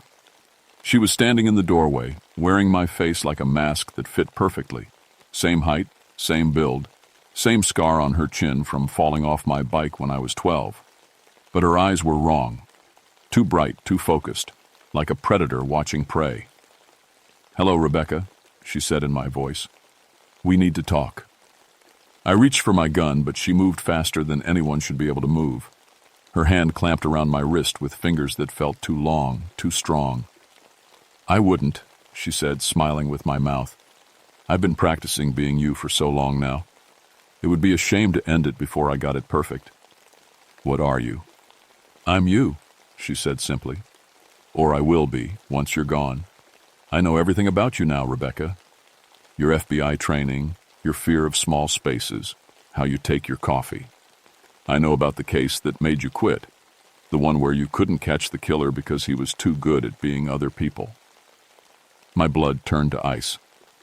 I'd never told anyone about that case. It was buried deep in classified files, and the only people who knew the details were dead or sworn to secrecy. How could you possibly know that? She leaned closer, and I caught that wet dog smell Tom had mentioned. Under her skin, I could see something moving, like she was wearing a suit that didn't quite fit. Because I ate him, she whispered. The killer you never caught. He tasted like madness in human skin, and when I was done with him, I knew everything he knew, including his files on you. The lights went out. In the darkness, I heard her laughing with my voice, except the sound was coming from too many directions at once, like there was more than one of her, like there was a whole pack of things wearing my face, surrounding me in the dark. Jenny, I screamed. Oh, Rebecca, came Jenny's voice from the equipment room. I'm a little busy right now. I'm teaching your replacement how to do your paperwork. I ran again, crashing through the front door and out into the night. Behind me, I could hear howling, deep, wild sounds that started animal and ended human. When I looked back, the station windows were full of my face, a dozen versions of me pressed against the glass, all smiling the same wrong smile. I made it to my truck and fumbled with the keys, hands shaking so badly I could barely get them in the ignition. The engine turned over just as something heavy landed on the roof with a sound like claws scraping metal. I floored the gas pedal and tore out of the parking lot, heading for the main road. In my rearview mirror, I could see shapes running after me on two legs, keeping pace with my truck even though I was doing 40 miles an hour. They looked like wolves that had learned to stand up straight with human intelligence burning in their yellow eyes. But their faces all looked like mine. I drove until I hit the main highway, then pulled into the first gas station I found. My hands were shaking so badly I could barely hold my phone, but I managed to dial 911. 911, what's your emergency? This is Ranger Rebecca Shadowhawk with the Forest Service. I need to report. I stopped. How do you tell someone that shape-shifting wolves have been impersonating you? Ma'am, are you there? Yes, I'm here. I need to speak to FBI Agent Williams in Richmond. Tell him it's about the mimic case from 2019. Long pause. Ma'am, I'm showing Agent Williams died in a car accident 3 months ago. The phone slipped from my hand. Agent Williams had been my partner on the case my imposter had mentioned, the serial killer who was too good at being other people. If Williams was dead, then there was no one left who knew the truth about what we'd been hunting. No one left but me. I picked up the phone and tried to think like the behavioral analyst I used to be. The things in the forest weren't just random monsters. They had a pattern, a purpose. They studied people, learned to become them, then replaced them. But why me? Why now? The answer hit me like a physical blow. They weren't just hunting random victims. They were building something, a network, and they needed someone with law enforcement training, someone who could move around without suspicion, someone who understood how to hunt. They needed a ranger. My phone rang. I looked at the screen and saw my own name. Hello, Rebecca, my voice said when I answered. Are you ready to come home? What do you want? I want to be you, completely. But there's still something missing. I can copy your memories, your mannerisms, even your scars. But I can't copy your fear. And fear is what makes humans real. So what's your plan? I'm going to show you something that will break your mind. And when it does, I'll finally understand what real terror tastes like. Then I'll be perfect. The line went dead. I sat in my truck outside the gas station trying to think, but every plan I came up with fell apart because I couldn't tell who was real anymore. The things were too good at copying people. They could be anyone, the gas station clerk, the other customers, even the police if I called them. But then I remembered something from my FBI training. Even the best impersonators made mistakes when they were under extreme stress. They defaulted to their true nature. I had an idea. A terrible, dangerous idea. I drove back to the forest. The ranger station was dark when I got the ray, but I could see movement in the windows. I parked 100 yards away and walked in on foot, my gun drawn. The front door was still open, creaking in the wind. Inside I could hear voices, multiple voices, all sounding like me, having a conversation. The fear response is still not quite right, one was saying. Practice more, said another. Watch how she breathes when she's scared. The heartbeat is important too. Humans' hearts skip when they're terrified. I stepped into the doorway. The room was full of me. A dozen perfect copies standing around like they were at a meeting. When they saw me, they all smiled at once. Rebecca, they said in unison, we were just talking about you. I know what you are, I said, keeping my gun steady. The question is, do you know what I am? The closest copy tilted its head, just like I do when I'm confused. Your prey. No, I said. I'm an FBI-trained behavioral analyst who spent 6 years learning to break people psychologically. And you want to know what fear tastes like? I pulled the trigger. The copy I'd shot screamed, but it wasn't a human scream. It was the sound a wild animal makes when it's dying, a howl that started deep and went higher until it hurt to hear. As it fell, its shape began to change, bones stretching and fur sprouting until it looked like what it really was, a wolf that had learned to walk upright. The others snarled and began to change too, their stolen faces melting away to reveal yellow eyes and too many teeth. But they were confused now, frightened. They'd been so focused on learning to be human that they'd forgotten how to be wolves. I kept shooting, backing toward the door. You want to know what real fear is? I shouted over their howling. It's not being afraid of dying. It's being afraid of losing yourself. It's looking in the mirror and not knowing if what's looking back is really you. And they came at me all at once, but they moved wrong. Too human, too hesitant. They'd been copying me for so long they'd lost their killer instincts. I made it outside and ran for my truck. Behind me, the howling changed, became something else. Something that sounded almost like crying. Like they were mourning the humans they'd never been. 3 months later, I was sitting in a therapist's office in Richmond, trying to explain why I'd requested a transfer to Alaska. You say you don't trust your own reflection, Dr. Martinez said, making notes. Can you tell me more about that? I looked at my hands, the same hands I'd looked at 1,000 times. They looked right, felt right. But I couldn't shake the feeling that somewhere out there something was still wearing my face, still learning to be me. I killed the pack, I said. All of them. But the thing is, Dr. Martinez, I can't be sure I got them all, and I can't be sure... I stopped. Can't be sure of what? Can't be sure I'm really me. The official report said I'd suffered a psychological break brought on by isolation and stress, that I'd hallucinated the whole thing, created an elaborate fantasy to explain some routine equipment failures and confused witness statements. They found the dead wolves, of course, but wolves were wolves. The fact that they'd been walking upright could be explained by disease, rabies making them act strange. Nobody wanted to believe the truth. I got my transfer to Alaska, about as far from Virginia as I could get while still being a ranger. But even here, surrounded by snow and ice, I couldn't escape the feeling that something was watching me, learning from me. Sometimes, when I'm alone in the wilderness, I catch glimpses of movement in my peripheral vision, shapes that look almost human but move wrong. And sometimes, late at night, when the aurora is dancing across the sky, I hear howling that sounds almost like voices, like something calling my name.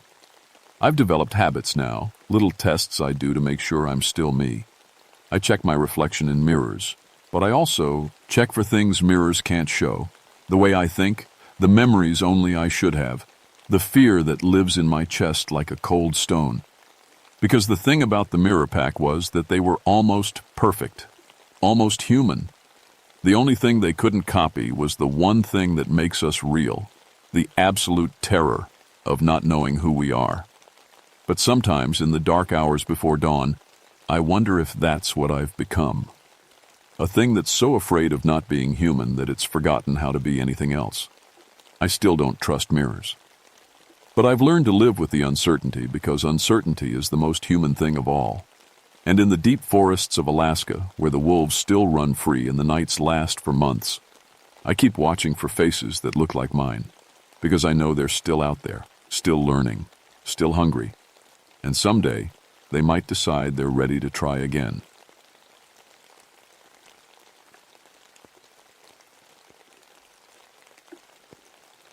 My name is Maria Santos, and I need to tell you what happened to me in the Smoky Mountains back in 1991. I was 26 then, fresh out of college with a wildlife biology degree, and more confidence than sense. The National Park Service had just hired me, and I was determined to prove I belonged in what everyone knew was a man's job. October in the Smokies is something special. The leaves turn every shade of red and gold you can imagine, and the air gets that crisp bite that makes you want to hike for hours. I was assigned to survey wildlife behavior along a closed section of the Appalachian Trail near Clingman's Dome. The trail was shut down for maintenance, which meant I'd be working alone for 2 weeks. Perfect for someone trying to show she could handle anything. I packed my gear with the care my professors had drilled into me: radio equipment, wildlife tracking guides, notebooks, cameras, and my trusty climbing gear. I'd been scaling rocks since I was 12. My supervisor, Jim Bradley, walked me through the assignment one more time before I headed out. "Just document animal behavior patterns," he said, tapping the map with his thick finger. "Migration routes, feeding areas, anything unusual. The Cherokee used to tell stories about this area. Something about puppets and spirits. Pure folklore, of course. Mountain people always had colorful explanations for things they didn't understand." I nodded and smiled. I'd heard those stories too. Old Cherokee legends about puppet makers who could bring wood to life. Scots-Irish tales of mountain spirits that controlled people like marionettes. My grandmother had told me similar stories when I was little, but I was a scientist now. I dealt in facts, not superstition. The first day went perfectly. I set up my base camp in a clearing about a mile from the main trail. The forest felt alive with normal October activity. Squat, rills gathering nuts, birds flying south, deer moving to lower elevations. I filled pages with observations, feeling proud of my detailed notes and precise measurements. That evening, as I sat by my small camp stove eating beans from a can, I noticed how quiet it had gotten. Not the comfortable quiet of a forest settling down for night, but something else. Something that made the hair on my arms stand up for no good reason. I told myself I was just nervous about my first solo assignment, but as I crawled into my sleeping bag, I could have sworn I heard something like creaking in the distance, like old wood under strain, or maybe like rope being pulled tight. The second day started wrong. I woke up to find my equipment had been moved. Not damaged or stolen, just rearranged. My cameras were lined up in a perfect row, all facing the same direction. My notebooks were stacked with mathematical precision. My climbing rope had been coiled so perfectly it looked like a picture from a textbook. I'm a neat person, but not that neat. And I sure as hell didn't arrange things that way before bed. I checked the radio, thinking maybe other park personnel had come through. Static. I'd test it again later. For now, I had work to do. The wildlife behavior that day was off. I've studied animal psychology for years, and I know how creatures are supposed to move. Random, chaotic, following food sources and safety instincts. But the animals I saw that morning moved differently. A family of deer crossed my path, walking in single file, each one placing its hooves in the exact footprints of the one ahead. Perfect spacing, perfect timing. When I tried to photograph them, they all turned to look at me at the same moment, like they were controlled by the same brain. Then there were the birds. I watched a flock of crows arrange themselves in the trees in what looked like a grid pattern. Not and perching. A deliberate design. When one flew away, another immediately took its exact spot. They stayed that way for over an hour. I wrote it all down, trying to find scientific explanations. Maybe some kind of disease affecting their nervous systems? Parasites that changed behavior? I'd heard of fungi that could control insects, make them do strange things before they died. Around noon, I found the first hiker. He was sitting on a fallen log about 50 yards from the main trail, perfectly still. Too still. I called out to him, but he didn't respond. As I got closer, I saw his eyes were open, blinking normally. He was breathing. But he sat rigid as a statue, arms at his sides, staring straight ahead. "Sir, are you okay?" He didn't answer, but his head turned toward me with a smooth, mechanical motion. His eyes looked normal. Scared, actually. But he couldn't seem to speak. His mouth opened and closed like he was trying to say something, but no words came out. Then his arm raised up, slow and jerky, like someone was lifting it with invisible strings. He pointed deeper into the woods. His face showed panic, but his body moved with unnatural control. I should have radioed for help right then. Instead, I followed where he pointed. I found 2 more hikers about a quarter-mile away. A man and woman, both in their 30s, wearing day packs and hiking boots. They were positioned like they were having a conversation, but frozen mid-gesture. The woman's hand was raised to brush hair from her face. The man was reaching for his water bottle. They'd been like that so long, flies were crawling on their exposed skin. Both were conscious. Both were terrified. Neither could move or speak voluntarily. I tried my radio. Dead static. Tried my cell phone.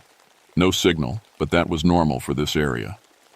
I was 2 days' hike from the nearest ranger station. I knelt next to the woman and examined her carefully. Pulse, normal. Breathing, normal. Pupils responsive to light. But when I lifted her arm, it felt stiff and unnatural, like there was resistance from something I couldn't see. That's when I noticed the marks on her neck. Tiny red dots, like needle pricks, arranged in a line down her spine. When I looked closer, I could swear I saw thin, almost invisible threads trailing from each mark up into the trees above. But that was impossible. I was a scientist. I dealt with facts. As the sun started to set, I made the worst decision of my life. I decided to stay and observe, document whatever was happening, figure out the rational explanation. The 3 hikers stayed frozen in their positions all night.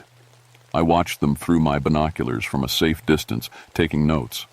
Around midnight, they all moved at once, standing up, turning, walking deeper into the forest in perfect single file. I followed, staying far back, my flashlight beam dancing across their mechanical movements. They moved like marionettes, stiff, jerky, controlled by someone else's hands. By the 3rd day, I knew I was in serious trouble, but I still didn't know what kind of trouble. I woke up to find I'd been moved during the night. Not my equipment this time. Me. I'd gone to sleep in my tent, but I woke up sitting against a tree 50 yards away, still in my sleeping bag. I had no memory of moving, no memory of getting up. It was like someone had carried me while I slept. My radio was gone. Not just broken, completely missing. The forest had changed too. When I looked around that morning, every single animal I could see was perfectly still. Squirrels frozen mid-climb on tree trunks. Birds motionless on branches. A deer standing like a statue in a clearing, not even twitching its ears. All of them had the same tiny red marks on their necks. I found more hikers that day. A group of college kids who'd apparently been camping illegally in the closed area. 5 of them, arranged around their cold campfire like they were telling ghost stories. Frozen, mid-laugh, mid-gesture, mid-word. One of the girls had her mouth open, caught in the middle of speaking. Her eyes tracked me as I moved around the campsite, but she couldn't turn her head, couldn't blink when she wanted to. Couldn't close her mouth. I tried to help them. God, I tried. I examined every one, looking for some medical explanation. Drugs, poison, some kind of paralytic toxin. But their muscle tone was all wrong. They weren't limp like paralysis victims. They were held rigid, like invisible hands were controlling every fiber. That's when I found the strings. I was examining the girl with the open mouth, running my hands around her head and neck, when my fingers touched something, thin as fishing line, but warm, alive. It ran from one of those red marks on her neck straight up into the trees. I followed it with my eyes, shading my face against the afternoon sun. 20 feet up, 30, 40. The line disappeared into the canopy. but I could see it moving slightly, like someone was tugging it. I grabbed the string and pulled. The girl's head snapped to the side so fast I heard her neck pop. Her eyes went wide with pain and terror, but she still couldn't make a sound. I let go immediately, and her head returned to its original position with that same unnatural smoothness. That night, I tried to leave, packed my gear and started hiking toward the nearest trail exit. But every path I took led me in circles. The forest itself seemed to be shifting around me, trails appearing and disappearing, landmarks moving when I wasn't looking directly at them. By dawn, I was back at my original campsite, exhausted and more scared than I'd ever been in my life. That's when I saw him. He was standing in a clearing about 100 yards away, perfectly still like all the others. But this one was different. This one was dead. I could tell from the smell, even at that distance. He'd been dead for days, maybe weeks. But he was standing upright, arms at his sides, head tilted at an unnatural angle. The invisible strings were holding his corpse in position like a grotesque marionette. As I watched, his dead mouth opened. His jaw moved up and down, and a voice came out. Not his voice. Something else was using his vocal cords like an instrument. "Welcome to the performance, Maria Santos." The voice was beautiful, musical, like a conductor addressing his orchestra. "You've been such an excellent audience. Now it's time to join the show." I felt something touch the back of my neck, light as a feather, sharp as a needle. The thing that controlled the forest revealed itself slowly, like a curtain being drawn back on a stage. First, I felt the strings. Thin filaments piercing my skin at the base of my skull, worming their way along my spine. They didn't hurt. That was the worst part. They felt warm, almost comforting. Like gentle fingers massaging away tension I didn't know I was carrying. My left arm rose without my permission. Smooth. Controlled. Perfect. "Don't fight it," said the voice from the dead man's mouth. "Fighting makes it hurt." I could see the creature now, or parts of it. It moved through the canopy above like a giant spider, but wrong. All limbs and joints and impossibly long fingers. 10 feet tall, maybe 12, with arms that stretched and bent in too many places. Its fingers ended not in nails but in those living threads, nerve fibers that could penetrate skin and connect to human nervous systems. It had been here long before humans came to these mountains, long before the Cherokee told stories about puppet makers. This thing was the source of those stories, the original puppeteer. "I am an artist," it said, and now the voice came from everywhere at once, from the controlled hikers, from the dead man, from my own mouth. "I create beauty from chaos, order from randomness. I take crude biological machines and make them dance." My right arm joined my left, both moving in graceful arcs I didn't control. My legs straightened, lifting me to my toes. I was being posed. The animals were practice. Humans are so much more complex, so many delicate neural pathways to master. But once controlled, such exquisite instruments. Watch. Around the clearing, every controlled person and animal began to move at once. A coordinated dance of the living and dead. Hikers spinning in precise circles, birds diving and soaring in mathematical patterns, the college kids performing synchronized movements around their cold campfire. Even the corpse was dancing, its dead limbs flowing like water. I was part of it now. My body moved in harmony with dozens of others, all of us puppets in something's grand performance. I could feel its attention like hot breath on my neck. It was savoring my terror, my loss of control. "You understand now," it whispered through my own lips. "You study animal behavior. You know that all living things are just electrical impulses and chemical reactions. I simply redirect the signals." I tried to scream, but only a soft hum came out. Musical, in tune with the others. The creature's true body descended from the trees, moving like flowing water down an invisible rope. Up close, it was even more wrong than I'd imagined. Its skin was translucent, showing the network of nerves and vessels underneath. Its head was too large, filled with what looked like brain tissue behind thin bone. Its eyes were compound, like an insect's, but intelligent, ancient. "I have been lonely," it said, "creating art with no one to appreciate it. But you are different, Maria Santos. You understand the beauty of what I do. You will help me expand my collection." The strings in my spine began to dig deeper. I could feel them reaching my brainstem, the core of motor control.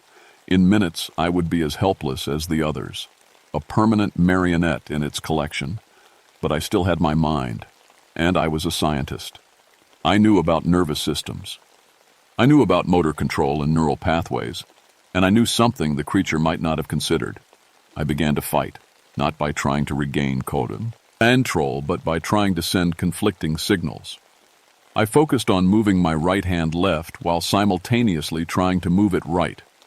Contradictory commands flooding the same neural pathways. The creature hissed. My body jerked spasmodically as competing signals crashed into each other. "Stop!" it commanded, but its voice was strained now. I kept it up, adding more conflicts. Try to close my eyes and open them at the same time. Try to step forward and backward simultaneously. Fill every motor pathway with contradictory instructions. My body began to shake violently. The other puppets around the clearing stuttered and twitched as the creature's attention was divided between controlling them and dealing with my rebellion. One of the college kids collapsed, her strings severed by the creature's momentary loss of focus. That gave me hope. I pushed harder, sending chaos through every neural pathway I could reach. My vision blurred. Pain shot through my skull. But the creature's control was weakening. "You're destroying yourself!" it shrieked, its beautiful voice turning harsh. Maybe I was, but I was taking its art with me. I don't remember much about getting out of the mountains. I know I woke up in a hospital in Gatlinburg 3 days later. The doctors said hikers had found me wandering the main trail, delirious and bleeding from dozens of puncture wounds on my neck and spine. They asked what happened. I told them I'd fallen, hit my head, got lost. They believed me because the alternative was impossible. The other hikers were never found. The college kids, the 3 I'd first discovered, all of them just vanished. Search and rescue combed those woods for weeks and found nothing. No bodies, no sign of struggle, no evidence they'd ever been there at all. I was lucky, the doctors said, lucky to be alive. Lucky the nerve damage wasn't worse. But it was worse than they knew.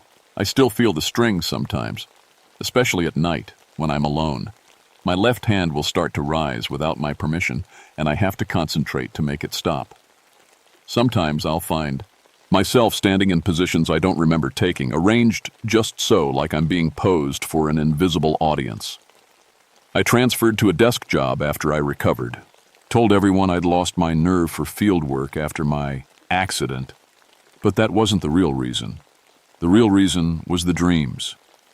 Dreams of that thing in the trees, patient and eternal, still creating its art with whatever creatures it can catch. Still waiting for someone who understands what it does. Still calling to me sometimes in voices that sound like beautiful music. I've learned to ignore the calls. Mostly. But I know it's still out there in the deep woods where the trails don't go and the maps have blank spaces, still collecting dancers for its endless performance. And I know that someday, when I'm old and my resistance is weak, it will call again. And this time I might not be strong enough to say no. The strings are always there, you see. Once you've felt them, you never really cut them completely. They're just waiting for the right moment to tighten again. Sometimes, late at night, when my hand starts to move on its own, I can hear the creature's voice whispering through my own lips. "Welcome back to the show, Maria Santos. Your audience has been waiting." And the terrifying part? Sometimes I want to go back. Sometimes I miss being part of something beautiful and terrible and perfect. Sometimes I catch myself walking toward the woods, and I have to remind myself that I chose to be free. But the choice gets harder every day. The puppet strings never really break. They just get longer,